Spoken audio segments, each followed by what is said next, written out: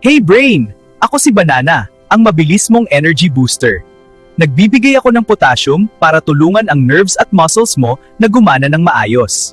Ako si Broccoli, ang taga-protekta. Nagdadala ako ng antioxidants at vitamin C para protektahan ang iyong cells laban sa stress at damage. Sinusuportahan ko ang iyong immune system at brain health. Hey Eyes and Skin! Ako si Carrot. Ang beta-carotene ko ay nagiging vitamin A para suportahan ang malinaw na paningin. Tinutulungan ko rin na manatiling malakas ang iyong immune system.